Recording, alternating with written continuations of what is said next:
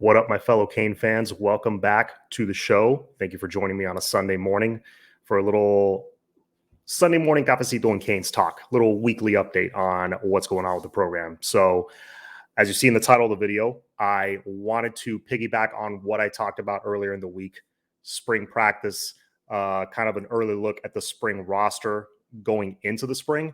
And I covered the defense in the first one. So on this one, I wanted to look at the other side of the ball. I wanted to go over the offense. But before I do that, there's a couple of news updates as far as potential coaching changes. So far, nothing's official yet, at least at the time of the recording of this video. We have heard reports from multiple sources now that defensive coordinator Kevin Steele is being courted by none other than the University of Alabama. Right now, in my opinion, still, if not the best program in the country, top 2 or 3 elite programs in the country. Obviously, their track record, I don't need to go over it. Over the last 15 years, they've dominated college football. And if Nick Saban wants Kevin Steele, most likely, I'm going to be honest, most likely he's going to get him. So it may take some convincing on Mario Cristobal's part to keep Kevin Steele here. Now, for all you people that wanted Kevin Steele gone after 1 year, well, the best coach maybe in the history of America wants him as his DC. So that should tell you how good of a coach Kevin Steele is. Like I said, the entire season, this man's been in the game for 40 years, okay? He did not all of a sudden forget how to coach, much like the rest of the staff. That should also tell you that Mario put together a quality staff aside from, you can argue, the one miss was Josh Gaddis, which unfortunately is a very important hire. That's a very important position, the offensive coordinator job, the main play caller, the brains of the offense. Yeah, that was a bit of a swing and a miss. We can sit here and argue that, well, what could he have done with all the injuries he had? True, he had horrific injury luck, but I think we'd all agree Josh Gaddis was a miss.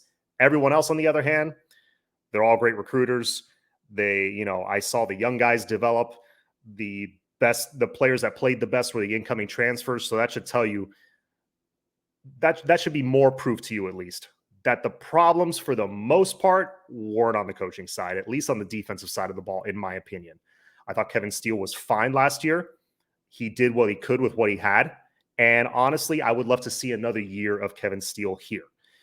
If he chooses to go elsewhere and seek greener pastures at Alabama, where he has coached before with Nick Saban, then, hey, best of luck to him. He deserves it.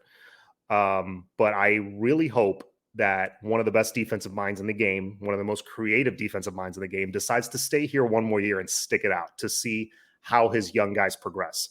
Because guys like Wesley Bassane, Markeith Williams, Chris Graves, Nigel Kelly, some of those guys going into their second year in his system, I would like to see how they progress. I would like to see how much better the defense tackles as a whole, because I think they did improve a bit last year. You still had to clean out some of that old blood and just, replace it, just kind of flip the roster, basically. And we were saying it all last season. We need to flip the roster. A lot of that was done on defense, especially on the defensive line. And I saw tackling improve quite a bit. There's still a ways to go. And I would like to see how that continues to progress this year. I would like to see what Kevin Steele also can do with better corners, just a better secondary in general, and more weapons to blitz with. Now, again, if he chooses to go, best of luck to him. But if he chooses to stay, I think that would be big for this team. Now, if he chooses to go, you do kind of have a plan B to replace him. You got Charlie Strong already on the staff. You can just move him right on up. All right. So I'm not too concerned. Again, I would love to see him stay, but if he leaves, I'm not super concerned, because you can promote from within in this position. And I think Charlie Strong would do a phenomenal job, because he's also one of the best defensive minds in the game. And he's been in the game almost as long as Kevin Steele has. So that's my take on the whole Kevin Steele situation. Let's see what happens. Again, at the time of this recording, we're at about 11 a.m. Sunday morning. Nothing official has been announced that I know of. So let's see what else. Offensive coordinator. So rumors surfaced or reports surfaced in the last couple of days that Jason Candle, one of the favorites, one of the fan favorites to be hired as offensive coordinator, was indeed interviewed by Mario Cristobal, or at least interviewed by the Miami Hurricanes. This is in my top 3 or 4 guys that I would want hired at the position. Of course, kind of tied for first were Scott Frost and Tommy Rees. Tommy Rees is no longer an option. He was stolen away by Alabama. And you know what? That one was seeming more and more unrealistic just because him going from Notre Dame to Miami, outside of maybe getting a big pay bump potentially, it was kind of a lateral move at best, because he's going from a great program in Notre Dame that's already he's got his system in place, and the team kind of found their groove under their new head coach during the season. So they seem to be getting things back on track. They're, I wouldn't say an elite program, but they're a pretty solid program right now. To go from that to a rebuilding job, granted, you come here, you help rebuild this offense and build the Miami Hurricanes back to what they could and should be. Well, the head coaching offers will come flying your way. So it was kind of a high risk, high reward situation for Tommy Rees. Honestly, at the end of the day, it probably wouldn't have made much sense if Alabama comes calling. I would probably take that offer too. So Tommy Rees was off the board. Scott Frost's name's still out there. His name surfaced during the week. If you look at the message boards and listen to different chats and stuff, that name kind of floated around a little bit. And then you got Jason Candle, who runs a very balanced offense. I think he's been very successful in his years at Toledo. Pretty much has spent his entire coaching career.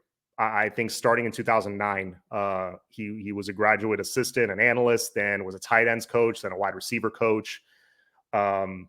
Just kind of worked his way up the ranks, then was OC, and then he was the head coach. So worked his way up the ladder there. And I think since 2015, 2016, he's been the head coach. We all remember that 2017 game that they came to Hard Rock Stadium. Their offense gave us fits. 2018, we went up there for a couple of drives. Our defense was a lot better in 2018, but for a couple of drives there, they gave us fits as well. So you can tell just with scheme alone what Jason Candle is capable of. It would be a solid hire. Now, would it work here with what he has? I think it would. I don't see why not. It depends how well he meshes with TVD. That, to me, that's one of the most important factors. But this, like with the Doug Nussmeier report early in the week, which I don't think that's a thing that's going to happen. He was terrible in his last stop at Florida. Yes, he's getting courted by NFL teams to be a quarterback coach. Fine. He may be a good quarterback coach at the NFL level, maybe even at the college level. His recent track record as a play caller on the college level shows he's not that good. Let's be honest. So that, along with the Jason Candle report, I'm taking everything with a grain of salt at the moment. Because remember, Mario moves in silence. So these little reports that come out, who knows if they're leaked on purpose or they're leaked by accident. Of course, John Ruiz kind of retweeted the report of Jason Campbell, saying it was one of his favorites, quote unquote. Take that how you want to take it. But I'm taking everything good or bad that comes out right now with a grain of salt. Let's see what happens. Was Nussmeier spoken to? I'm sure. Was Jason Candle spoken to? I'm sure. But as serious candidates, I don't know. I know as much as you guys do. So let's see what happens over the next few days. I think we're getting really close, really, really close to a hire being made here. I don't think it's going to be that much longer. Because these little reports of who's getting interviewed are starting to surface more and more often. Like every day, it's kind of a new name. So that tells me we're very close. All right. So that being said, let's dive into the offense. So let's start with quarterback. According to, I saw Kane's Insights video earlier this week by D-Money. Shout out to those guys. I'm a fan of theirs. They do a great job. According to their reports, Tyler Van Dyke and Jakari Brown have definitely led by example in these early workouts, these initial, activities with the team. They have, put in the work and done what they needed to do so far. Let's see if that translates to the field.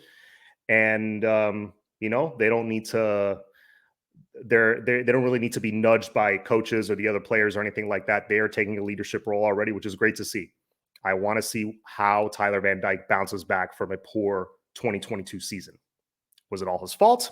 Not necessarily all his fault. He had something to do with it, but let's see how he bounces back. And also, let's see how Jakari Brown bounces back. Certainly showed some flashes of greatness and flashes of elite athleticism, but the man needs some help with his throwing accuracy.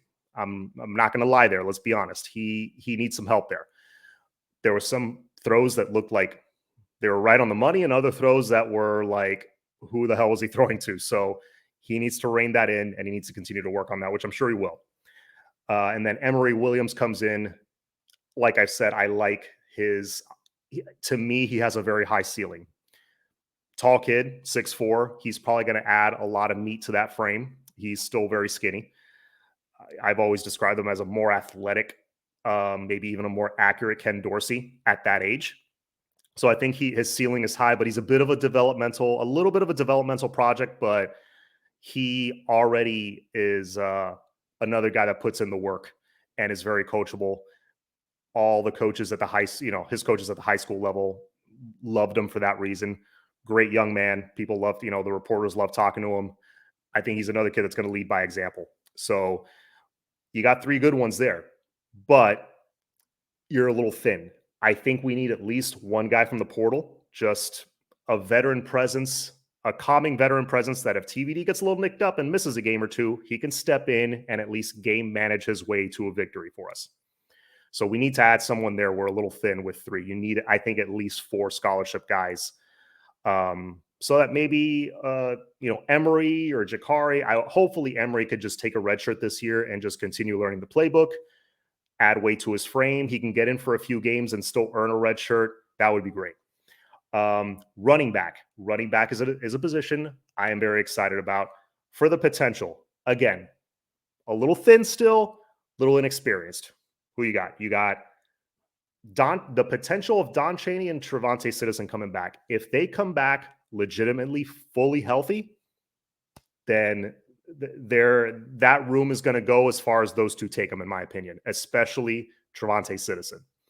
Trevante had the size and looked the part, is what everyone was saying last year. That was a year ago as a true freshman. Imagine with an additional year in that strength and conditioning program. Of course, the knee was a setback, but he's had time to recover. By fall camp, hopefully he should be ready to go. And, we have a couple of, lighter opponents in those first few games, a couple of midweek games against, Miami, Ohio, and the Bethune-Cookmans of the world. He's going to get in there and get some solid playing time. And we're going to get a look to see how good he really can be.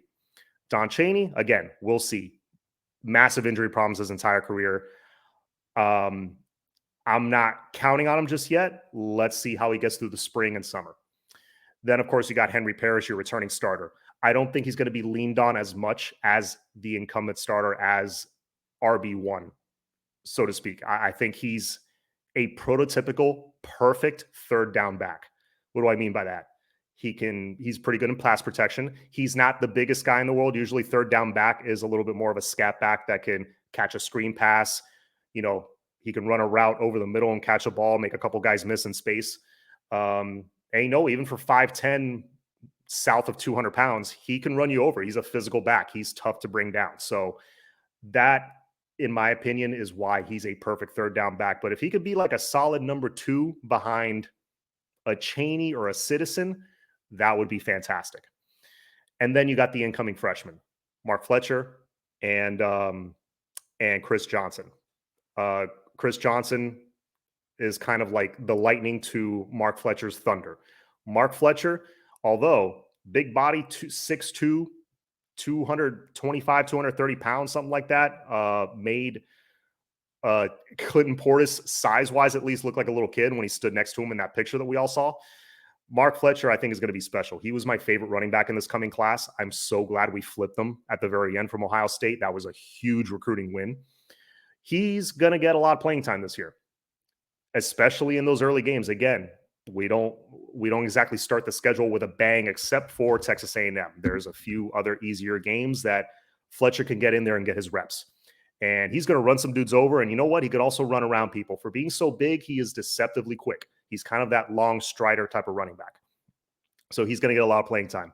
Chris Johnson, he may need a little more time just to add a little weight to his frame. He is on the lighter side right now. I don't know what his height and weight is off the top of my head, but I know he needs to add a little bit of weight, hit that weight room a little bit. But I think by middle of the season on, like maybe the second half of the year, he can kind of like Jalen Knighton a couple of years ago. You can sprinkle him in towards the end, in those last 5 or 6 games, and he can be a spark for you maybe in the fourth quarter, change a pace back. I think that would be perfect. And also, you can maybe use him on special teams. He's got elite track speed. He's one that could take it to the house at any time. I would love to see him, and I would love to see Malik Curtis on special teams because I think they can both be special. But again, he's a little bit more of a developmental guy, at least for the first part of the season. Just kind of, adding that weight that he'll need to be a Power 5 running back.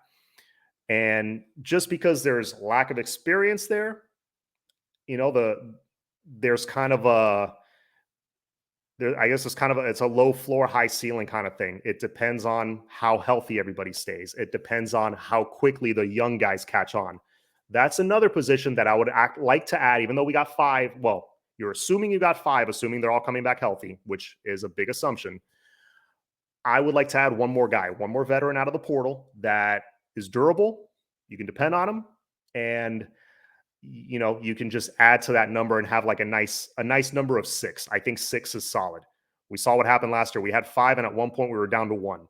So you got to be prepared in case injuries happen. Now, what's going to help less injuries happen to that room is the revamped offensive line. Let's talk about that for a second. Football is a game of blocking and tackling, essentially, right? So I said last year, I've said it for the last couple of years, just improve the blocking and tackling, and this team is going to be so much better. There's other things to it than that.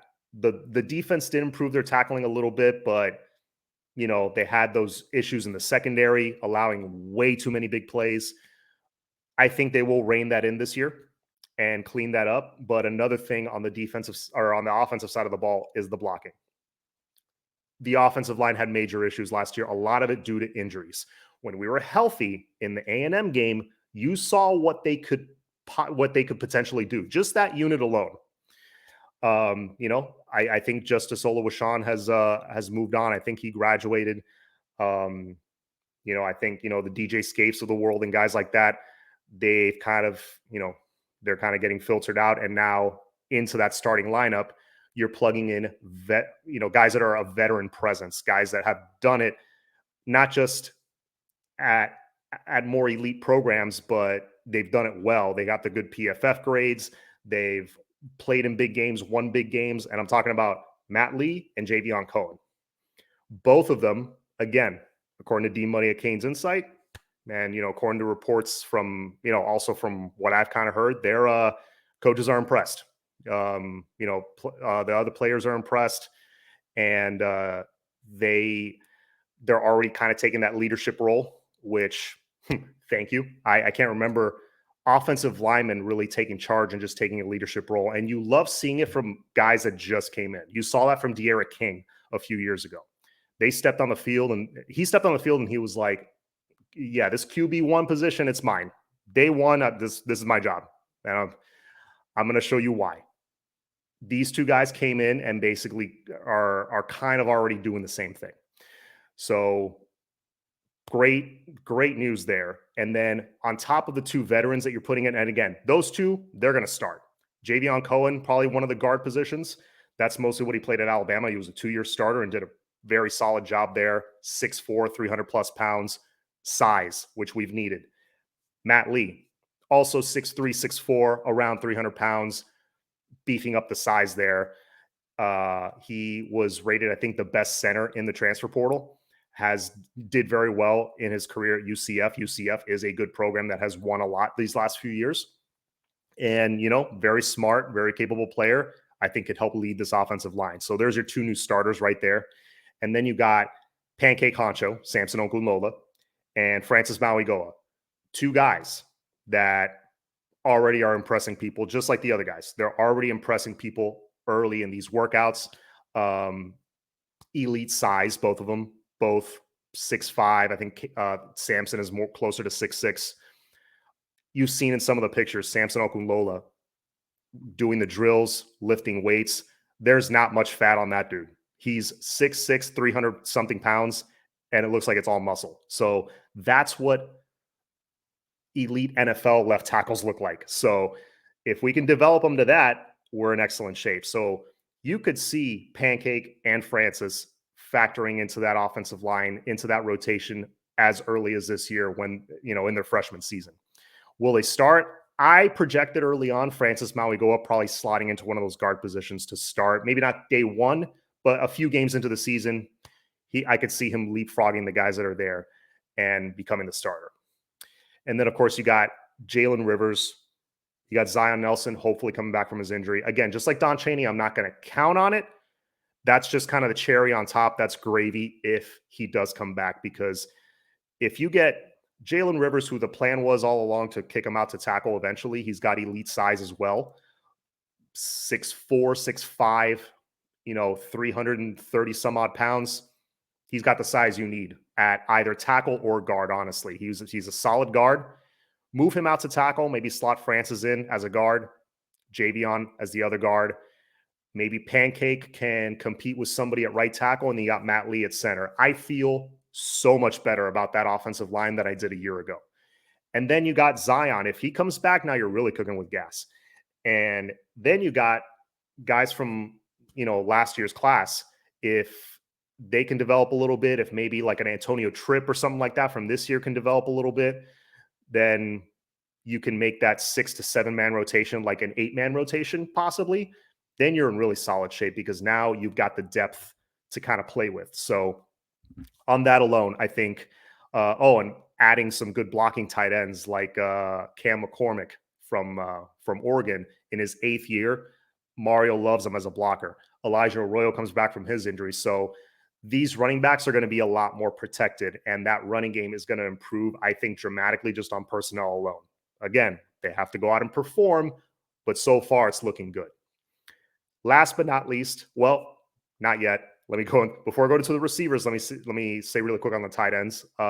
Again, you got a very, very good to great tight end room, in my opinion. Elijah Arroyo, if he comes back from his injury, I think he could have a special year. That all depends on TVD's play, offensive coordinator, yada, yada, yada. Yeah, that's all important. But I think should that somewhat fall into place and we get into kind of a groove passing the ball and we improve on that, Elijah Arroyo can have a special year.